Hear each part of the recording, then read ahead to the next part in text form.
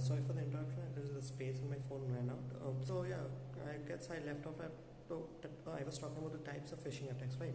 So yeah, as I said, a phishing attack is basically a suspicious or malfunctioning link that's disguised as a link coming from an authentic source, and that's sent to the intended user. And once the user clicks on that link, he's redirected to a portal or a website, so to speak, where he has to he is asked to enter the private information or the confidential information about his accounts, about his credit cards, bank accounts, anything. So, and since it's coming, it appears to come from a pretty authentic website, the user is not actually suspicious of the link, and many a times he actually fills in those details without even giving it a second thought. Now, once he fills in those details, what happens is that those details are stored in the database of the hacker. So basically, the hacker now has access to all the user's confidential information, and by that way, he can, do whatever he wants with those information that he is not supposed to be privy to. So that's basically how a phishing attack works, or at least one type of it. There's another type of phishing attack that works in a separate way. In that type of phishing attack, what happens is that the user is sent a link. In this attack also is sent a link, but it doesn't redirect into a page where he's asked to fill certain details, because that's at the end of the day a bit more suspicious than how this works. This type of attack, how it works is that the user is sent a link to a website, and then the user is redirected to that website, right? Once he goes into that website, he doesn't need to fill in those details of his credit cards or bank accounts or social media accounts. It's automatic. The website does something that goes on in the background that's not visible to the naked eye. So what happens is that in such websites, as I said, a function goes on in the background, and then the user's DNS is infiltrated. And by DNS is actually DNS is basically for the internet. And now what happens is that once the DNS is infiltrated, what happens is the hacker can have access to all the information of that the browser accesses, and through it can attack, it can harm the user, or it can do certain malfunctions to the system that's not supposed to happen. For example, like many such websites exist that once you click on them, then again, if in the subsequent attempts, if you even put in the right URL, the virus will actually redirect you to a certain web page. By that, they are actually grabbing information and doing things that they are not supposed to do. This is basically two types of phishing attacks. Now, who actually are the targets of these phishing attacks? It's rare. I wouldn't say it's the instances of such cases don't exist, but it's pretty rare that normal common users are attacked through this way.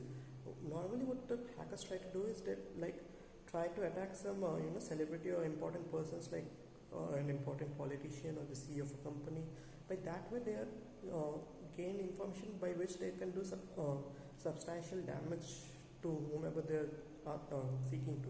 Like you would see reports nowadays that always there are there are very frequent reports that so and so celebrity was hacked by a hacker by accessing their cloud storage or accessing their Facebook accounts, accessing their photos, or so to speak.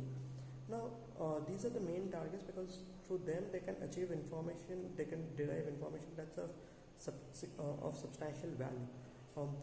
But having said that, it's also not uncommon for common users to receive malicious links by those hackers to derive information about the password and about the bank accounts through which they can hack their credit cards and loot them of the money.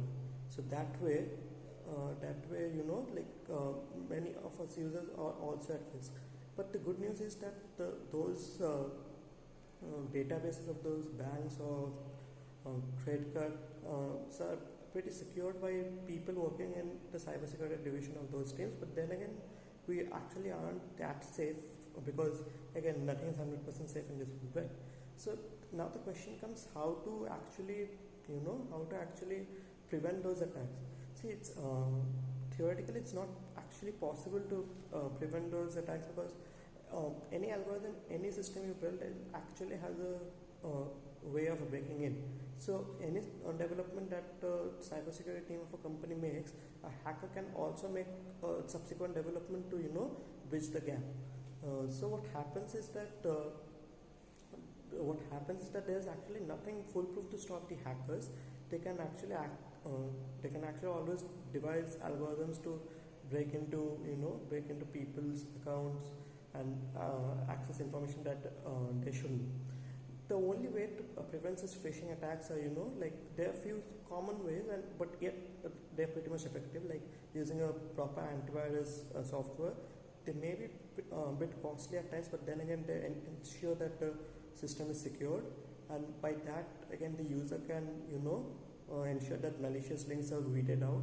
Another thing is educating the employees of a company, because again employees of a company are high risk targets, because hackers can hack systems and have access to company databases that are not available publicly. So again they need to be educated on how to weed out those malicious links and filter the authentic ones. And some recent examples of phishing attacks in recent times will be one of the most one of the most glaring examples in recent history will be that of Hillary Clinton. Her account was actually a victim of phishing attacks, and through which her confidential emails to the FBI and to the CIA were actually leaked by a certain guy named Edward Snowden, and through that had a pretty profound effect on US elections of 2016. So again, as I said, celebrities and politicians are the high risk targets, but then again, we as users of the internet need to ensure that we are pretty sound on the pretty knowledgeable and sound on the matter of cyber attacks, and then we should be able to decide which ones are the malicious ones and which one are the authentic ones, and that's the only way we can combat those hacking attempts. So thank you guys.